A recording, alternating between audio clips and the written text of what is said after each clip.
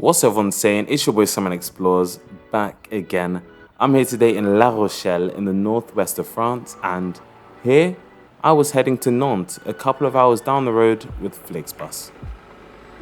If you haven't heard of or traveled with Flixbus, they are a German-based coach company who have expanded rapidly over the last decade. They operate all over Europe and have recently hopped across the pond, purchasing Greyhound Lines, the US's largest coach company, and have started operations there. They're known for their cheap fares, no-frills service, and blindingly green buses. You see, I wasn't actually meant to travel with Flixbus today. I'd originally booked a train trip with SNCF. However, literally 1 hour after I booked the ticket, I got an email saying that it was cancelled due to departure conditions not met. I have no idea what that means. If anyone with insider knowledge at SNCF is watching, why was my train put in the bin? Nevertheless, I had to think quick. Do I purchase a ticket for the next train and risk that being cancelled, or get a cheeky bus? And bus it was. And two companies run between La Rochelle and Nantes, BlaBlaCar Bus and Flixbus. I chose Flixbus due to the times being a bit more convenient and also the price. Well, there was still time for a bit more mishap, because just before my bus was scheduled to arrive, I got a text message and email saying that my bus was going to be late into La Rochelle. Not a great start. Nevertheless, it was time to head to the bus stop. In La Rochelle, Flixbus stops at the coach station behind the railway station, and not the bus interchange at Place de Verdun in town. Up across the bridge,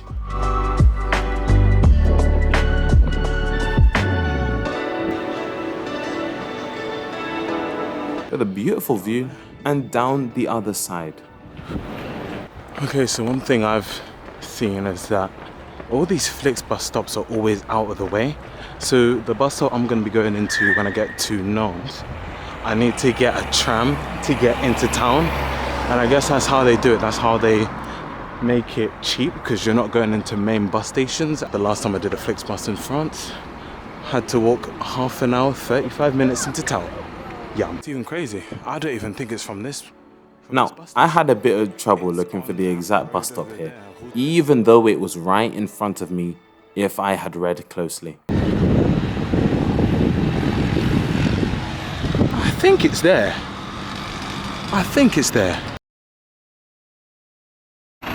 Okay, so it says La Rochelle bus station. So it should be there. Not here.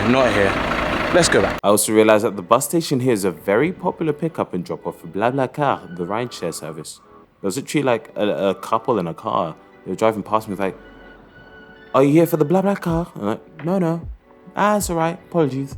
And then just moved on. The other stops here at the bus station are clearly signed for regional buses operated by Yellow, the local transport company, and some others run by the regional government. Heading back to look at that small picture, I realized that this was the stop.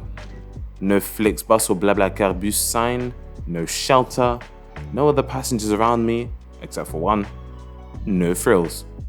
We got chatting, and apparently my dude had been shafted by other Flixbus drivers who told him to get off at one stop for a connection, only to find out that that was the wrong stop, ending up on a long diversion and ended up here in La Rochelle. Now, he was trying to get home by trying to see if boss on this coach would let him on. I'm telling you, boss man better be driving that bus like his life depends on it, man. I'm telling you, mate, it's not a really good introduction to Flixbus, is it? And half an hour later, the bus arrived, with minimal spectacle, minimal green. Just a little sign at the front of the bus here. Oh, and the other passengers just seemed to have spawned out of nowhere. Straight from the off, boss lady was not playing games with any passengers. I think someone before us must have just got on her wrong side. I wondered what was the reason for, this sort of delay, but I was just going to let other people ask her that, because I'm not trying to get flamed. Upon boarding, you had to present your ticket, either printed on the app or as a PDF file on your phone or device. Now, with my ticket, I'll tell you how much I spent in the end, but I had paid to reserve a seat.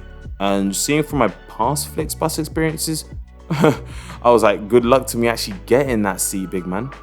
I've actually applied for a refund because I paid money for a seat I wasn't getting. The driver scans your ticket, you place your bag below, and you head on. First impressions of this coach getting on was not good at all. Why was there a random sock just chilling on the floor? To be fair, I was just happy to have the bus here, man.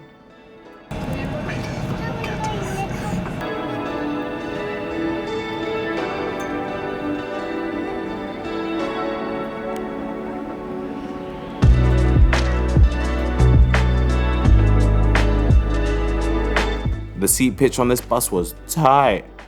There wasn't much space for my legs here. There was a footrest and a small table.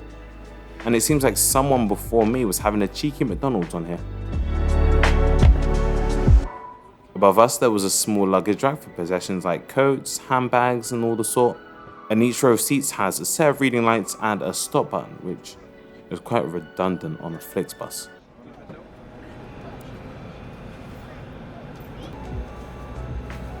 The bus was quite small itself, it was very cozy.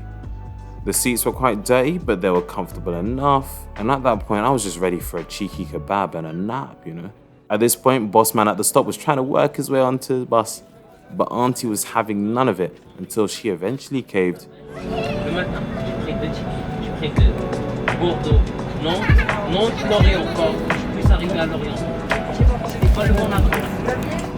We were already 35 minutes late at this point, and time was ticking.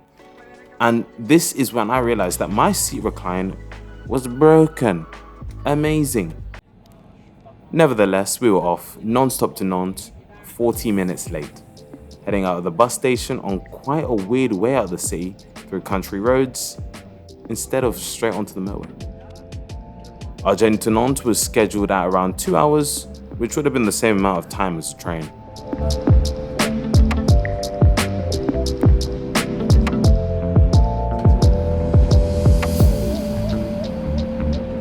However, you see earlier how I mentioned park and rides. Our coach wasn't heading to the city centre, but to Alucher-Batignolles tram stop on the edge of the city. It's basically a park and ride for coaches. That meant, after getting dropped off, I had to get a 20-minute tram ride into the town. Come on. Fun. To be fair, it would have been the same with Blabbercapus. Just a quick note to point out. In most cases, Flixbus will have one of the many bright green buses on your service. More than often though, you might end up with an unbranded replacement like here today. It all just depends on what subcontractor is running your service. In Scotland, for example, you might get a fly coach operated by Explore Dundee on your coach to Aberdeen or Perth from Glasgow, as both routes are operated by McGill's.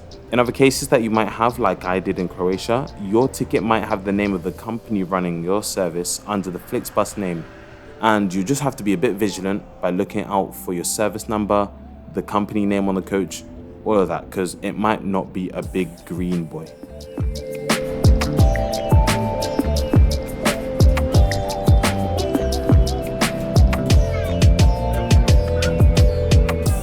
Not long later, we ended up stopping on the side of the road in some random village for some reason. No announcement, no warning, no idea. Although not long after, Auntie turned that engine back on and we got cruising on.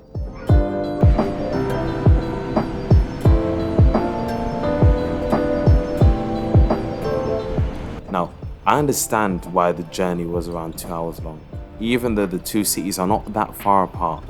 We were literally on this A road for quite a while, going through villages like every 10-15 minutes until we got to a motorway like an hour and a half later.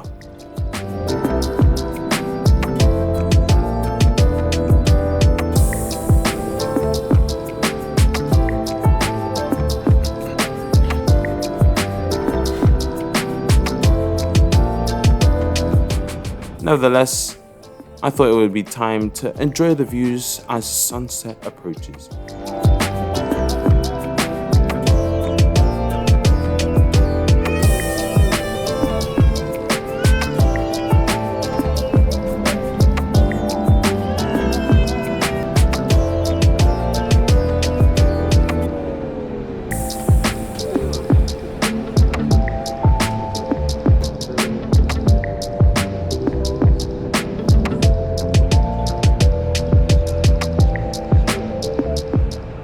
I also thought it'd be a good shout to check out the toilet, the water closet, the baño.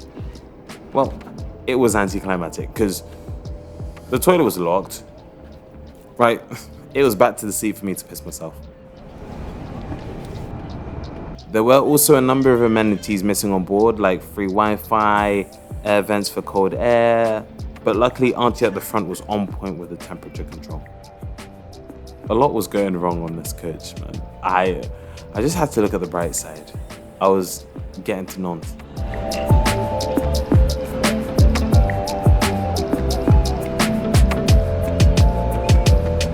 Around an hour 45, we approached the outskirts of Nantes on the ring road heading to the northeast of the city where the end stop is. I thought it would be a good place to summarize my thoughts. Well, that was chaotic. There was a lot going on this trip.